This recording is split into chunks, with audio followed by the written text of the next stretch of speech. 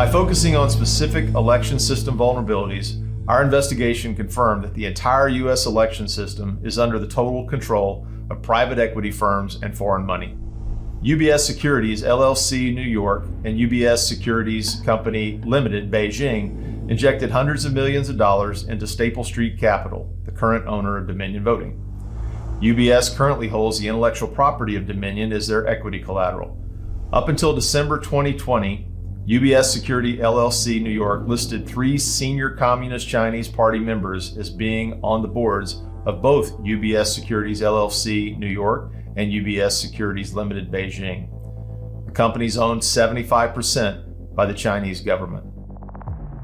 Sidel, the parent company of Clarity Elections, located in Madrid, Spain, a data management and early election night reporting company, went bankrupt in May of 2020 and was subsequently purchased in a closed private equity deal by an Irish company called Paragon. The election sites for numerous counties in the U.S. go to a Clarity Elections web address. The counties don't own or control their voting data, and the positions of president, secretary, treasurer, and CEO are all occupied by one man, Jonathan Brill. Brill also happens to be a part of Sidel's senior management team and has run campaigns for Democratic Party candidates. Our investigation also revealed that contrary to the current political narrative, the election systems and their equipment were connected to the internet, making them infinitely hackable. Voting machines themselves are not connected to the internet. No voting machines are connected to the internet. The devices are not connected to the internet. They do not connect to the internet. Those things are not connected to the internet. The Department of Homeland Security says the 2020 election was the most secure in American history. The 2020 election was the most secure in U.S. history. That's what they say now, but just a short while ago, the political narrative was very different. In 2018, electronic voting machines in Georgia and Texas deleted votes for certain candidates or switched votes from one candidate to another. We brought in folks who, before our eyes, hacked election machines. Workers were able to easily hack into an electronic voting machine. It was possible to switch votes. Even hackers with limited prior knowledge, tools, and resources are able to breach voting machines in a matter of minutes. Remote access software, which would make a machine like that, a magnet for fraudsters and hackers. Unfortunately, Dominion has recently been thrust into the national spotlight as part of a dangerous and reckless disinformation campaign aimed at sowing doubt and confusion over the 2020 presidential election. First, there were no switched or deleted votes involving Dominion machines. Dominion is not and has never been a front for communists. The company also does not have any ties to China whatsoever, including no ties, including investment or source code transfer. Let me be clear. Voting systems are, by design, meant to be used as closed systems that are not networked, meaning they are not connected to the internet. Sounds like some of these machines are showing the tabulators can and are connected to the internet. Throughout, you're going to, particularly where a vote is cast on election day, those machines tend to and should not be connected to the internet, certainly as a best practice. But some have the capability, don't they? Some may have modems that are typically disabled, but in certain states, I believe in Wisconsin, some are temporarily activated to transmit some counts. But those tabulators are connected on election day because that's how they transmit the data to the counties and also into the unofficial. In some cases, yes, sir. Yeah, that's right. Okay. Yeah. Through forensic analysis of election management system computers in Antrim County, Michigan, affidavits from numerous election officials in Georgia, as well as the operator's manual for Dominion's Democracy Suite 5.5, our teams have gathered indisputable evidence that the entire system can indeed be connected, hacked, and manipulated. And in fact, it was. Here's what triggered this investigation back in 2018.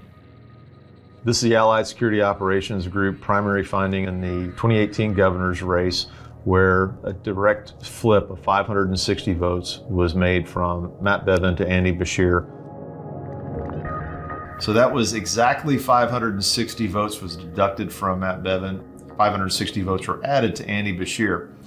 This race was decided by a little over 5,000 votes. So this one switch represented about 25% of the margin of the vote. Andy Beshear is declaring victory because he is the leading candidate over a Republican incumbent governor in a state Matt Bevin won by 10 points 4 years ago and a state Donald Trump won by a ton. Here's an example of election anomalies that took place in 2020. So now we would take the ballots and we would scan them. It's going to feed these ballots through the scanner. So what we're going to do is we're going to take and we're going to overvote.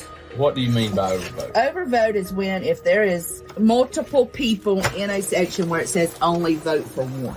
So you're scanning the same ballots twice. That's already been scanned once. I've already scanned them once. Yeah, so you're scanning the same ballots twice.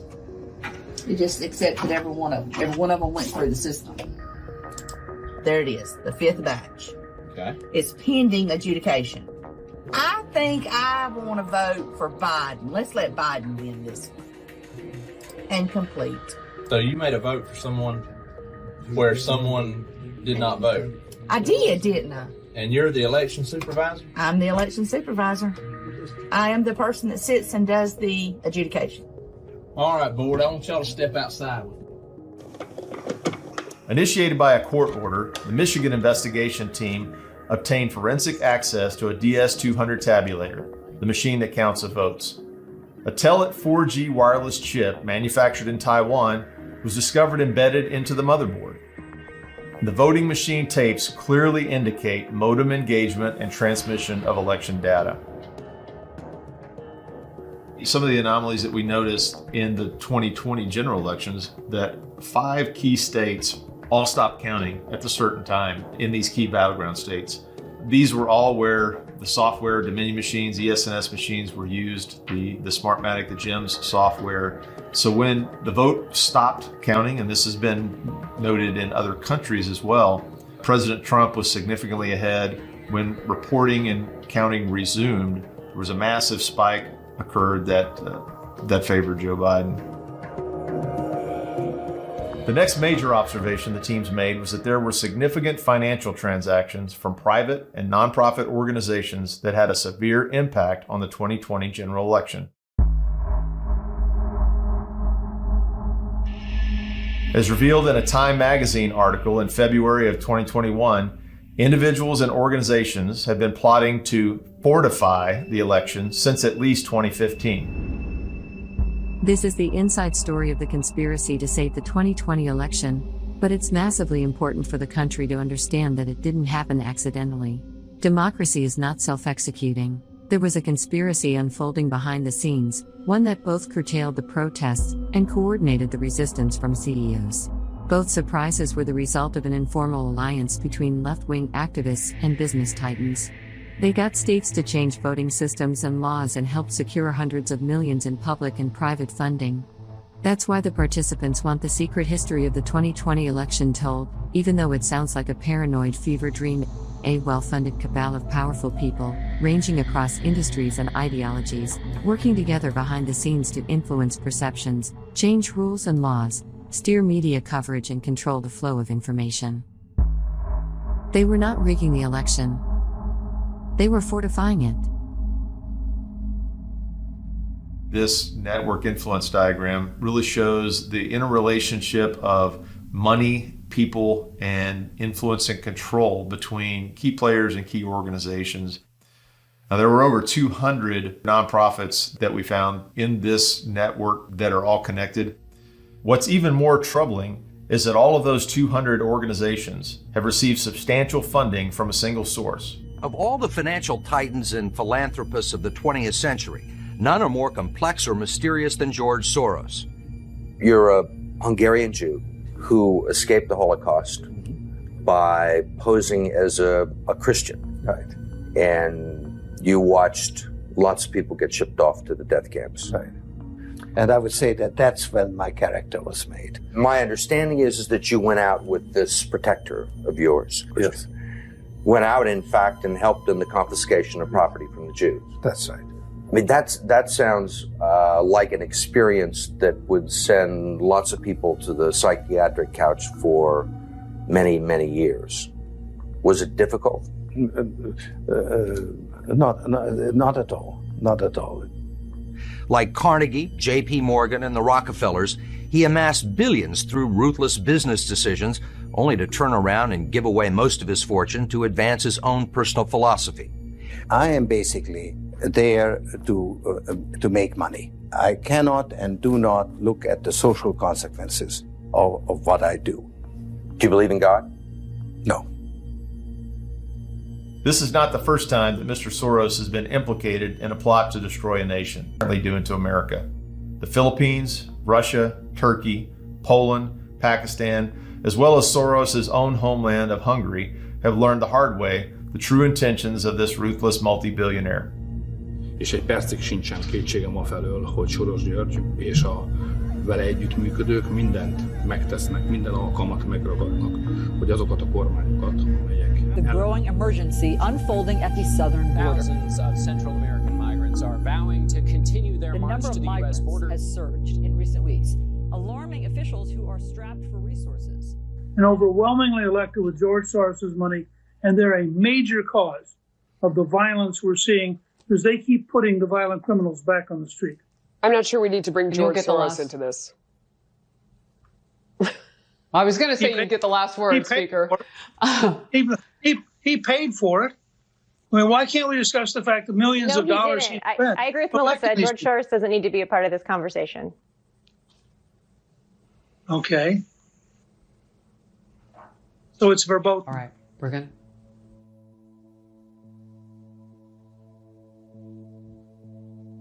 Okay, we're going to move on. It was in 2006 when Soros said the main obstacle to a stable and just world is the United States. Translated into truth, that sentence would read, the main obstacle to destabilizing the world is the United States. While Soros is often accused of unfounded conspiracies, that should not detour from the heinous crimes against humanity that he's actually guilty of. Many of those crimes he keeps hidden in plain sight. According to a white paper called U.S. Programs 2015 to 2018 Strategy, Soros' Open Societies Foundation began funding radical operations in Arizona and Georgia in 2015 with the goal of subverting the 2020 presidential elections. Through massive campaign contributions and nonprofit funding, Soros owns and controls countless public officials, university professors, teachers' unions, mayors, district attorneys, judges, congressmen, senators, secretaries of state, sheriffs, governors, and electronic voting machine companies around the world. In 2010, George Soros shocked even his most devout loyalists when he declared that China has a better functioning government than the United States. While the Chinese people should be considered friends and allies, the Chinese Communist Party is anything but. The CCP has been plotting to take over the United States for the better part of this last century, and their unconventional warfare principles are barely recognizable to the U.S. population. America's top intelligence official even went so far as to say, and I quote, "If I could communicate one thing to the American people from this unique vantage point, it is that the People's Republic of China poses the greatest threat to democracy and freedom worldwide since World War II." While we were sleeping, their poisonous seeds planted long ago have taken root and are now in full bloom within U.S. soil. People's Liberation Army hackers are executing unconstrained penetration, surveillance, theft, and offensive cyber attacks on U.S. businesses, critical infrastructure, intelligence apparatus, and yes, even the U.S. election system. To ignore this message is to surrender to a government takeover that will gravely affect the lives of every man, woman, and child of every class, culture, and nation. Our goal is to reach and revive the heart of humanity while there's still time. This is your wake-up call. We have put together, I think, the most extensive and inclusive voter fraud organization in the history of American politics.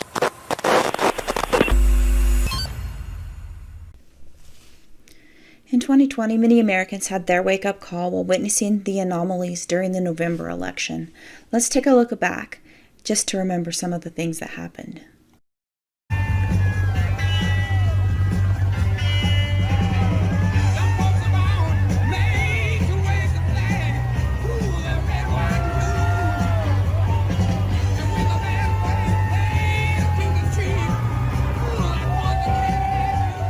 But it could well be that at 10 o'clock on election night, Trump is winning in Michigan, he's winning in Pennsylvania, he's winning in Wisconsin.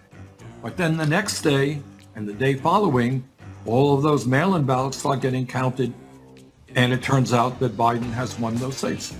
Election workers in Allegheny County are back to work after pausing counting overnight. Butler County had to pause on counting ballots. Nevada, meanwhile, has stopped counting votes until 9 a.m. on Thursday. A water pipe has broken in State Farm Arena. State Farm Arena is where they were counting the absentee ballots of Georgia's most populous county, and now the tabulation has stopped. It's Allegheny, which is Pittsburgh, but also Beaver, part of our county to county, Butler and Westmoreland. They've all stopped counting for the night. Basically stopped counting tonight. They're going to start counting again in a few hours. It's already tomorrow morning, right? The election workers stopped counting those mail-in ballots at 10 o'clock. They will be back again tomorrow at 10 a.m. And Nevada says it stopped counting votes yesterday. Election. Here's where it gets really bizarre. At Fulton County, most populous county, it is Atlanta, they just stopped counting at 10:30 p.m. They stopped counting their absentee ballots. They said they pick it up in the morning. The counting in one of that state's biggest counties has stopped. What's happening? The same person who cleared the place out under the pretense that we're going to stop counting.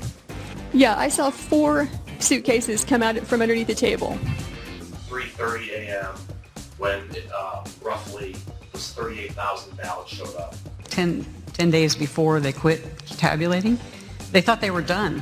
And then more truckloads of ballots would come in, and I'm like, how can you not know how many ballots are still out there? Those poll pads are computer servers used to verify voters that are registered in it. Those machines are down in some areas. It took 4 additional hours after the polls closed. The reason? Spectrum Internet went down here at the Osceola County Supervisor of Elections office. 400 votes to go through. They couldn't get to it this week, and election workers said there was a software issue here. The state is saying one thing, but you're hearing something different from the poll workers there. He told me they don't have access to the voting machines, and he says they won't have access unless a technician comes and fixes the problem. We've scanned 113,130 as of moments ago. We've adjudicated 106,000 plus of those. Is that the duplication of the ballots were done by election office employees in a separate location without any oversight of a voter review panel.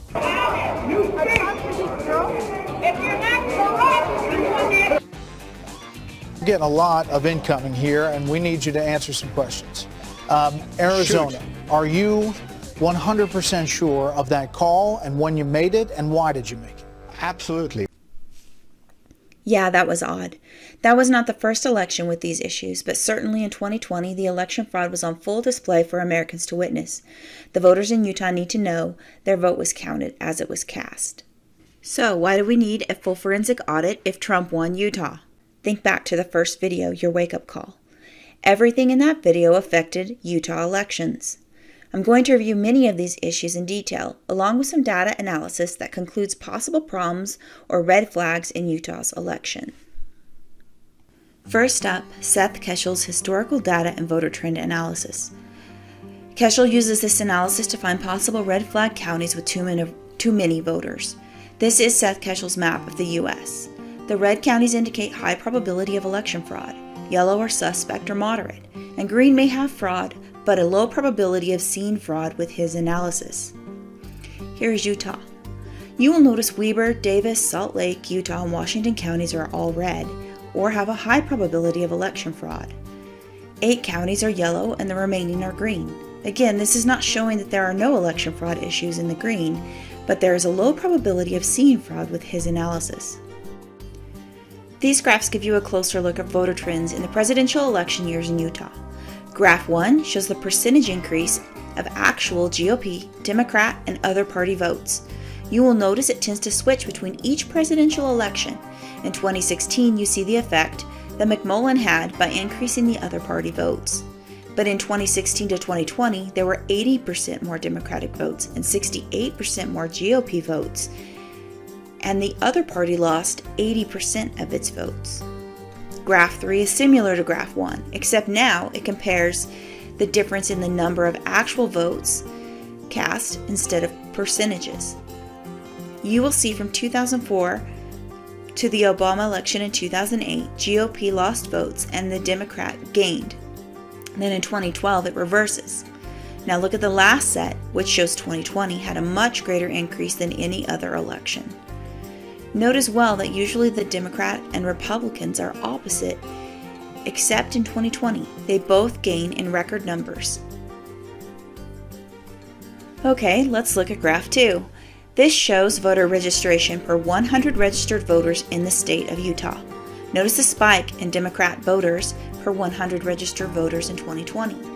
It went from an average of 20 Democrat registered voters statewide per 100 to 33 registered voters per 100 in 2020.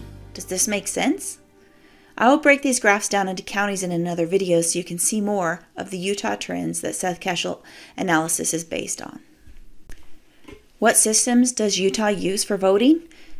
This graphic shows you that ES&S, or Election System and Software, is used by 27 of the 29 Utah counties.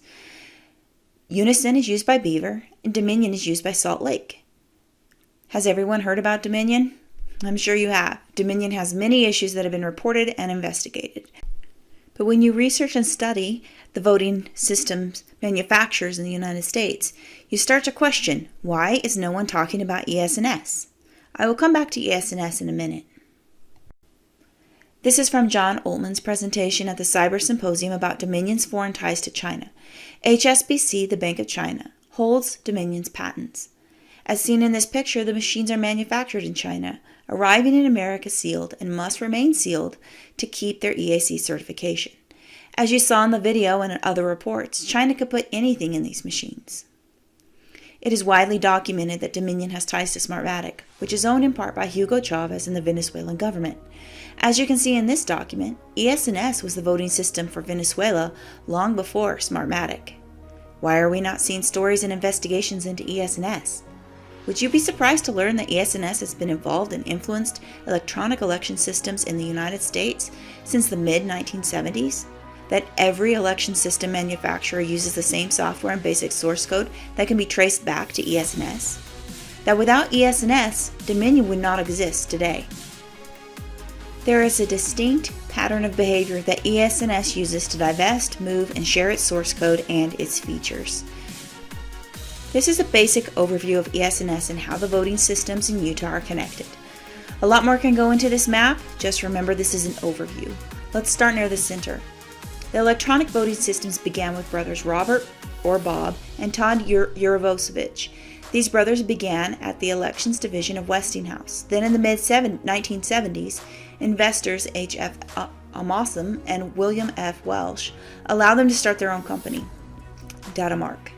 Through acquisitions, it became American Information Systems and eventually Election System and Software, or ES&S as we know it today. In 1995, the brother Bob Urovosevich started IMARC, which merged with Global Election Systems, and in 2002 renamed to Diebold. In 2007, renamed to Premier Election Systems. During this time, Todd Urovosevich remained at ES&S. Now let's talk Smartmatic. ES&S was the voting system for Venezuela when these three founders of Smartmatic worked at Pana Group and had ties to Chavez. They used funding from the Venezuela government and Hugo Chavez to start Smartmatic. Isn't it strange that Smartmatic had similar features and source code to ES&S? Is it coincidence that the very first year that Smartmatic was used, the election fraud was evident? Was this to protect ES&S? This isn't the last time this pattern has been seen in regards to ES&S and other companies. Sequoia, another voting system manufacturer, purchased Optech from AIS, which is now ES&S, in 1997. Then in 2009 was acquired by Smartmatic, which became Smartmatic Sequoia. Oops, Americans found out that their voting systems are owned by a foreign company. So Sequoia Voting Systems is born once again with headquarters in Florida. Smartmatic is counting on the American people not noticing that this is just on the surface. Shortly after Sequoia's move, ES&S purchases Diebold or Premier Election Systems, uniting the Urovosevich brothers under one company again. With ES&S now having the control of 70% of the votes in America, an antitrust is filed. This too is a pattern you will see with ES&S to move around software and source code and licensing. Dominion, a Canadian company, is born when they purchase the assets of Diebold from ES&S. ES&S, however, keeps many Diebold contracts with the counties in the United States. Dominion also acquires Sequoia Voting Systems from Smartmatic. In the Hart intercivic lawsuit prior to this purchase, we learned that even with the sale, Smartmatic remained control of the PCOS license. so Dominion still has ties to ES&S and Smartmatic. This time America does not seem concerned with Dominion's foreign ties to Canada. Until it does, then Dominion relocates to Denver, Colorado. Now look at the leadership of ES&S. I showed you Bob Urosevich and Diebold, but Bob was also on the board of Seidel during this time. Seidel has ties to the George Soros Foundations and to Lord Mullick Brown through the Open Society. Todd Urosevich is still at ES&S today. Michael McCarthy has ownership of ES&S with ties through the McCarthy Group and Omaha World Herald, which has ties of its parent company, Berkshire Hathaway. You can see on the map many other companies tie to those at the top. Again, there is much more that can be added to this, and this is just a basic overview. GEMS is just one example of software that is shared among the systems, the voting systems. As you can see in the Utah contract, it recognizes that Utah uses GEMS. ES&S renamed their GEMS software Electionware. Bev Harris has been reporting on the GEMS software issue since 2002. Yeah, it's been really going on that long. Here's a short clip of one of her documentaries. Now in 2003, I found about 40,000 voting machine files. Among these files were the secret programs for the GEMS central tabulator, the central server, the master computer that controls what goes into every voting machine and what comes out of them. A couple years back, I shared these files with a Memphis programmer named Benny Smith, and he has found what I would characterize as a master key to the GEMS master computers. Ready? Take. My name is Benny Smith, and I'm born and raised in Memphis, Tennessee. I found something that it reeked when I first found it. But then the intrigue made me say, well, why is it there? Votes being counted as money. 16,034 votes and 0.31. Oh, wait a minute. You can divide up to. So the master computer can divide whole votes up into fractions, and we'll see what that can do to an election.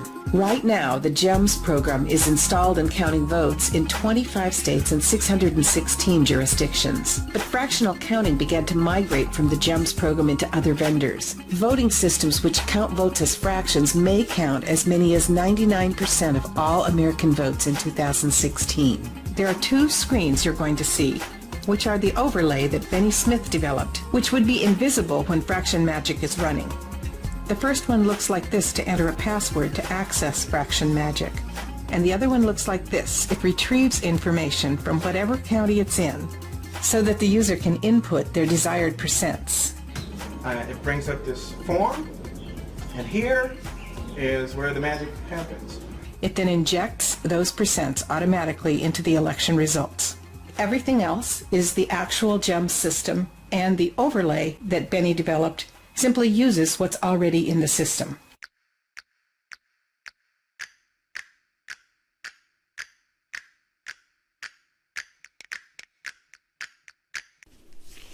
Another hot topic in the 2020 election became the machines being connected to the internet.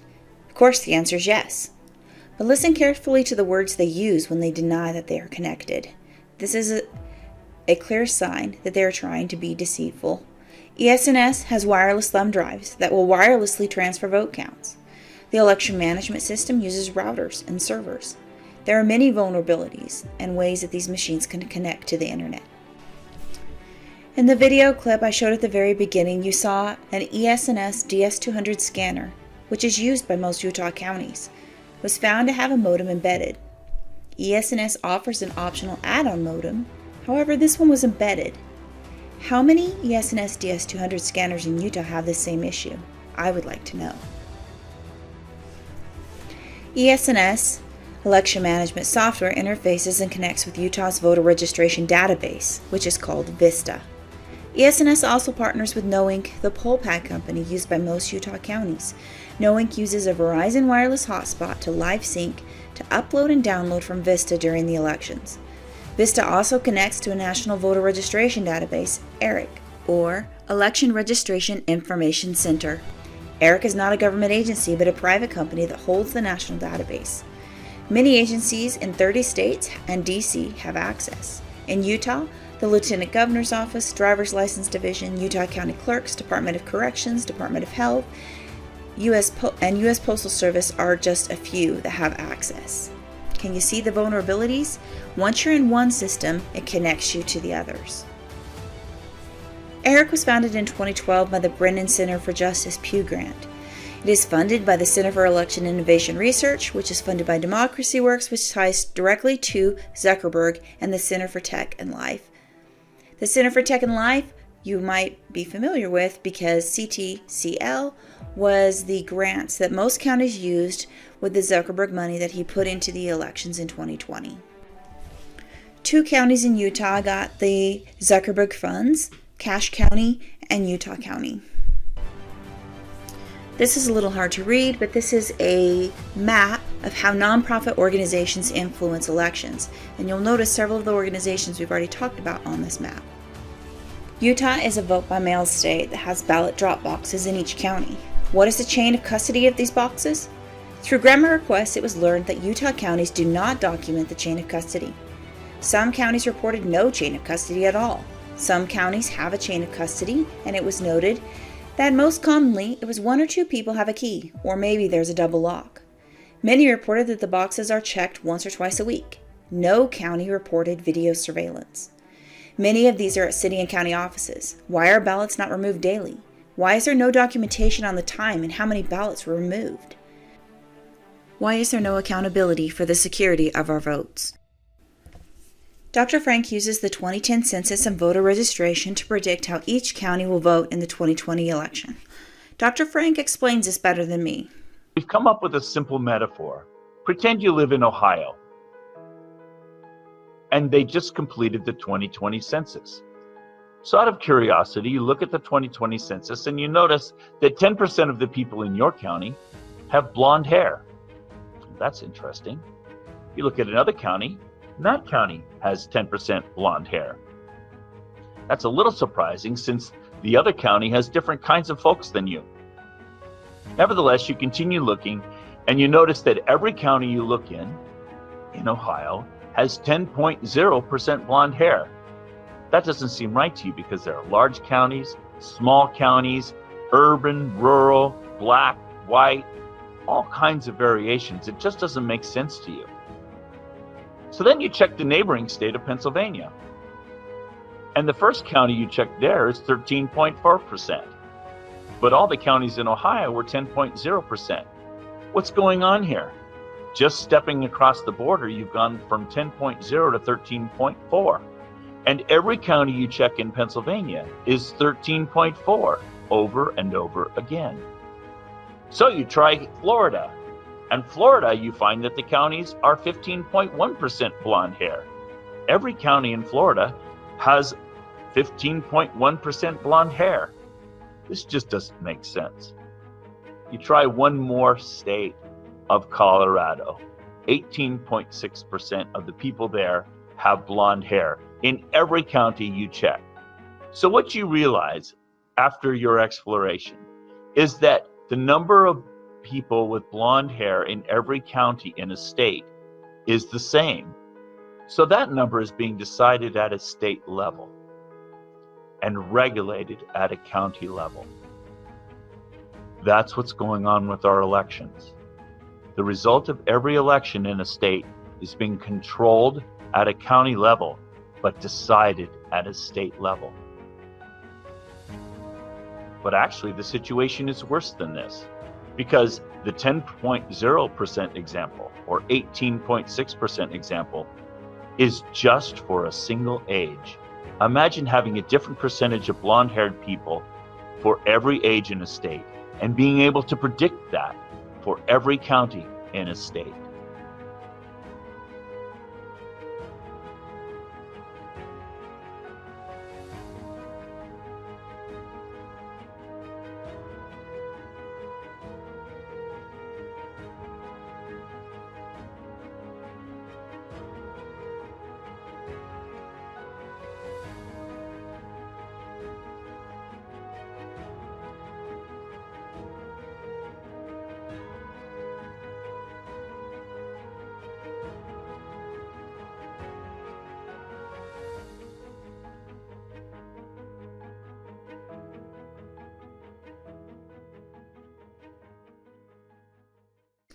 For Utah, Dr. Frank used Salt Lake County to make the key to predict all the other counties by. Do you think all the other counties in Utah will follow Salt Lake? We'll see in just a minute. Well, let's explain this chart a little bit. The blue line is the census population data of those over 18 and eligible to vote. The black line is total registrations, and the red line is the actual turnout of ballots cast during the election. On each graph, you will see a light gray line. It shows his prediction, and the correlation number shows you how close he is to that prediction. So oftentimes, you cannot see that light gray line because it's covered up. Let's see how well Dr. Frank did in his predictions.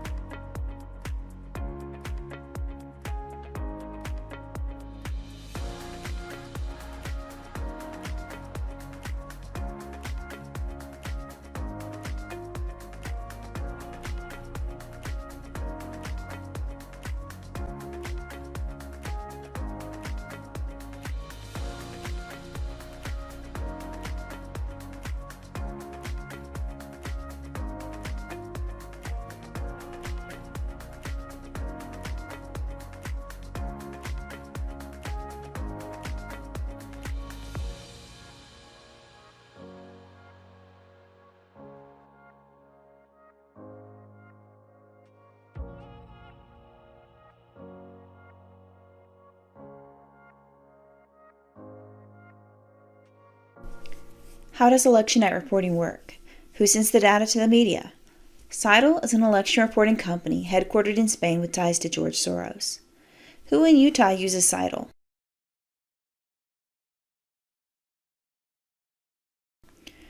Salt Lake County does not report the Dominion EMS reports. Instead, it uses Seidel for election night reporting, online vote counts, and even prints its election summaries that are given to the public and to the state directly from Seidel. Does that sound okay? Edison also provides election data for the media, as seen in this map. Draza Smith uses this Edison data, or the JSON files from the New York Times, to analyze the timestamps and the vote counts during the 2020 election. While analyzing the Edison data, Draza noticed vote ratios were being controlled in order to reach a predetermined set point. From this, she developed the cruise control theory. Think of cruise control in your car. You set the set point, or the speed, that you want to go. If you're going up a hill or down a hill, your speed changes, and the car adjusts the gas input to keep your speed at its set point. The Edison data shows unnatural vote ratios being distributed regardless of the number of votes cast. Do you think every precinct and county will vote at the exact same ratio? Of course not. Check out the Utah presidential vote ratio distribution between Republican, Trump, Democrat, Biden, and all the other parties. Notice how the vote percentages stay the same. The same ratio is used to divide Trump, Biden, and other party votes, whether there's 15,387 votes uploaded, 5,657,000 votes uploaded, or even as low as 24 votes uploaded. How can all of them be the same? Now check out how the other party is adjusted by 0.1%. This is the same for every state. This shows an algorithm was in place to control the votes so that they reach the predetermined set point. Let's look at the graphs. Let's start with the bottom one. Look how closely the Trump votes as they came in correlated to the Biden votes as they came in. Is that how we really vote? The same exact difference, percentage difference in votes is the same for Democrats or Republicans. This means that precincts have the exact same ratio of Democrats and Republicans reporting at exactly the same moment. Doesn't sound natural. Now look at the top. Notice the purple circle. Those two hills are something that DRAZA noticed in every single state. This points to it being an algorithm. Also, in the hot pink circle, you will notice the votes start to go over the set point and it gets hammered back down again and then starts to go over, gets hammered back down until it finally reaches its set point. This is the Utah governor's race. As you can see, it climbs up to its targeted set point, it goes over, it has to be completely reset with an Edison zero reset, and then it climbs back up. When it starts to go over, it's pushed back down again until it finally reaches its final goal. Let's see how closely these two lines correlate.